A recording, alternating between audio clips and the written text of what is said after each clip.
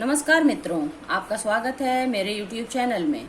अगर आपने अब तक मेरे चैनल को सब्सक्राइब नहीं किया है तो प्लीज़ कर लें ताकि मेरा हर वीडियो आप तक पहुंच सके। आज के वीडियो में मैं आपके लिए लेकर आई हूं पंचमाक्षर नियम। पंचमाक्षर अर्थात वर्णमाला में किसी वर्ग का पांचवा व्यंजन, जैसे अंगा, इया, अणा, ना और मा। जैसा कि आपको पता है कि हिंदी वर्णमाला में 5 ही ऐसे ग्रुप हैं जिनके पास 5-5 अक्षर होते हैं। तो आइए देखते हैं। ये हो गया वर्ग है का वर्ग, चा वर्ग, टा वर्ग, ता वर्ग और पा वर्ग।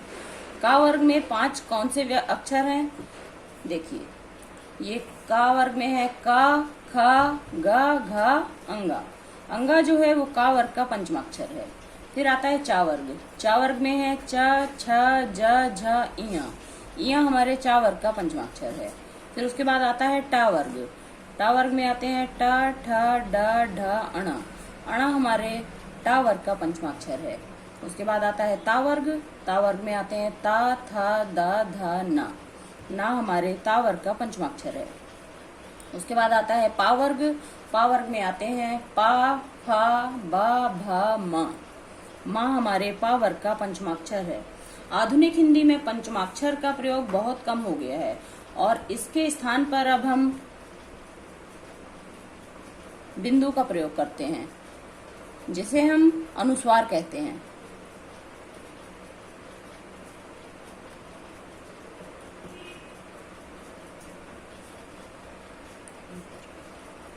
आइए हम अनुस्वार वाले कुछ शब्द देख लेते हैं, जैसे गंगा, अंजन, झंडा, मंद, संबल। देखिए, इन सभी शब्दों में जो है वो अनुस्वार लगा हुआ है, तो हमें इससे ये पता नहीं चल पा रहा है कि इसमें कौन से पंचमाक्षर का प्रयोग हुआ है। तो इस वीडियो में हम आपको यही समझाएंगे कि ये जो अनुस्वार की मात्रा होती है वो हम किस पंचमाक्षर को उसमें पढ़ते हैं। तो सबसे पहले हम गंगा शब्द देख लेते हैं। यह इस बात पर निर्भर करता है कि इस बिंदु वाले अक्षर के बाद जो व्यंजन आता है वह किस वर्ग में आता है। तो ये हो गया हमारा अनुस्वार वाला व्यंजन गा। इसके बाद आ रहा है फिर से गा। तो गा हमारा किस वर्ग में आता है? का वर्ग में। और का वर्ग का पंचमाक्षर कौन सा है? अंगा। तो इससे हमें पता चल रहा है कि गा के ऊपर जो अनुस्वार लगा हुआ है वो अंगा का रूप है। तो आइए हम पंचमाक्षर सहित गंगा शब्द लिखते हैं।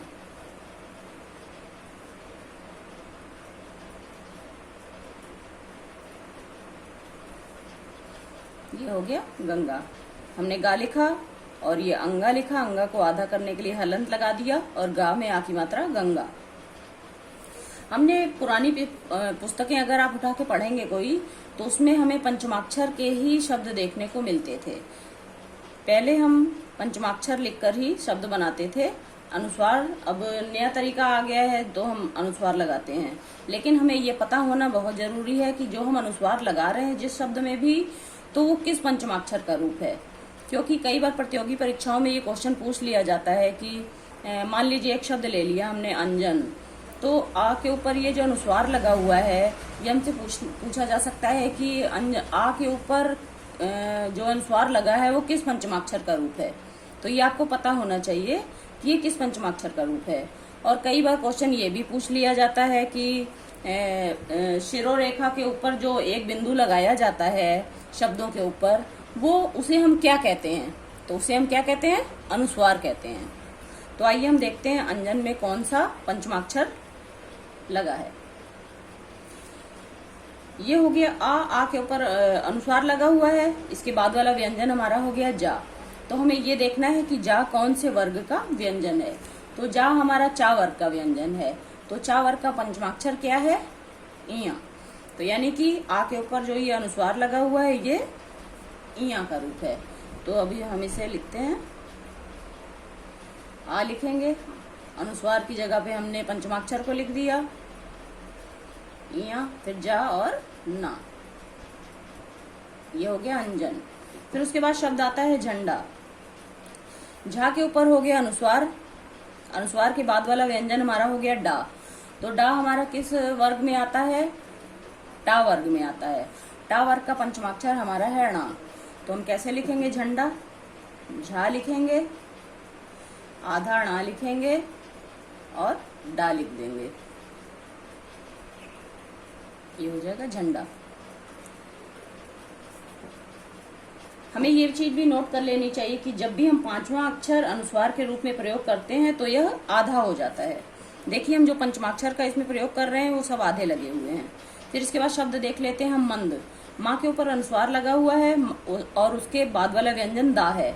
दा हमारा आता है ता वर्ग में और ता वर्ग का पंचमाक्षर है ना। तो यानी कि माँ के ऊपर जो अनुस्वार लगा है ये हमारे ना का रूप है। तो हम इसे कैसे लिखेंगे? माँ लिखेंगे, आधा ना लिखेंगे और दा लिख देंगे। फिर इसके बाद आता है संबल। सा के ऊपर अनुस्वार लगा है, इसके बाद वाला व्यंजन है बा। बा आता है हमारा पा वर्ग में और पा वर्ग का पंचमाक्षर है माँ। यानी कि सा के ऊपर जो अनुस्वार लगा है वो माँ का रूप है। तो हम लिखेंगे सा, आधा माँ, बा और ला, संबल।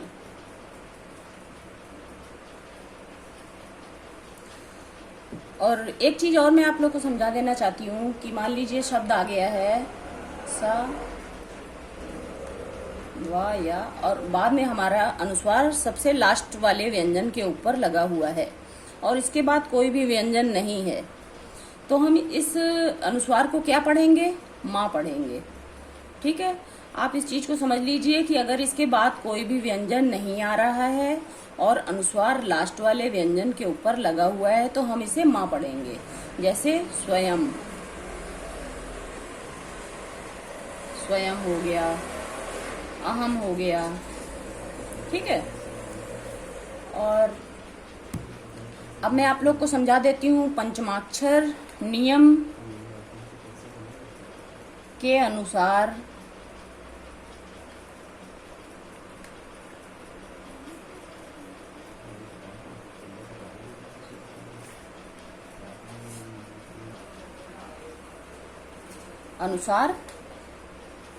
वर्ण विच्छेद।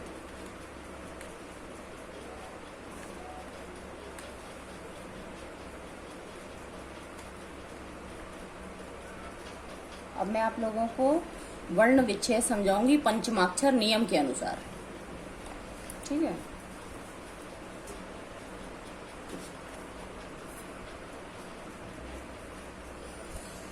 सबसे पहले हम लोग देख लेते हैं शब्द शंख। इसका वर्ण विच्छेद कैसे करेंगे? सबसे पहले हम लोग लिखेंगे श प्लस आ। अब शा के ऊपर अनुस्वार लगा हुआ है, इसके बाद वाला व्यंजन है खा।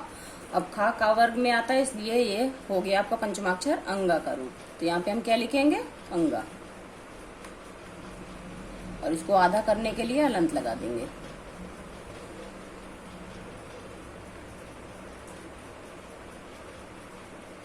खा प्लस अ, ये आपका हो गया शंख। उसके बाद आता है चंचल।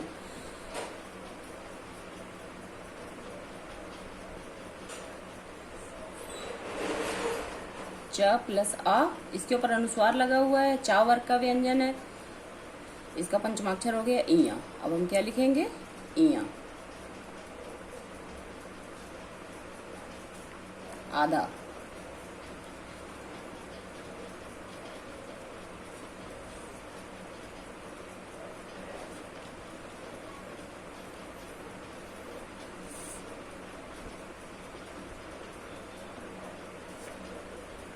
ये हो गया चंचल। फिर इसके बाद आता है कंठ। पहले हम लिख लेंगे क प्लस अ, का के ऊपर अनुस्वार लगा, इसके बाद वाले व्यंजन है ठा, यानी कि ये टा वर्ग का पंचमाक्षर है अणा।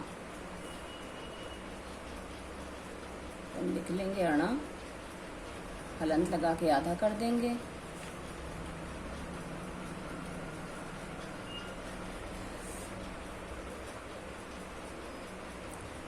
ये हो गया कंठ। फिर इसके बाद शब्द है दंत। द प्लस अ प्लस दा के ऊपर अनुस्वार लगा है। इसके बाद वाला व्यंजन ता है। ता हमारा आता है ता वर्ग में, और ता वर्ग का पंचमाक्षर है ना, यानी कि यहाँ पे हम ना लिखेंगे पंचमाक्षर, और इसको आधा करने के लिए हलंत लगाएंगे। त प्लस अ, ये हो गया आपका दंत। फिर उसके बाद है आरंभ। आ लिखेंगे,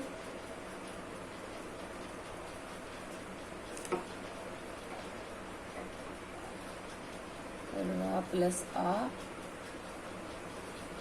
प्लस रा के ऊपर अब आपका अनुस्वार लगा है। उसके बाद वाला व्यंजन है भा। तो भा हमारा आता है पा वर्ग में, पा वर्ग का पंचमाक्षर है माँ, यानी कि ये जो अनुस्वार लगा है ये माँ है। तो हम यहाँ पे लिखेंगे माँ, और इसको आधा करने के लिए हलंत लगा देंगे।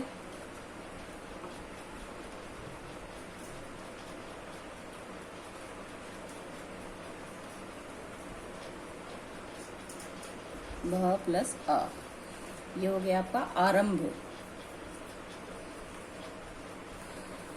तो बस पंचमाक्षर नियम के लिए हमें यही समझना है कि जैसे हमने शब्द लिए थे गंगा, झंडा, अंजन, संबल आदि वर्णों में अनुस्वार के बाद आने वाले वर्ण का संबंध जिस वर्ग के स्थान पर जिस वर्ग में होता है उसके पंचमाक्षर उसका पंचमाक्षर ही अनुस्वार के रूप में प्रयोग करते हैं। यही पंचम वर्ण के प्रयोग का नियम है। बस आपको इतना समझ लेना है। तो ये हो गया आज का आपका पंचमाक्षर नियम के अनुसार वर्ण विच्छेद, और इसमें मैंने आपको पंचमाक्षर नियम के अनुसार अनुस्वार समझा दिया है। तो आज के लिए इतना ही। अगर आपको मेरा वीडियो अच्छा लगा हो तो प्लीज़ इसे लाइक एंड सब्सक्राइब करना ना भूलें। Thank you.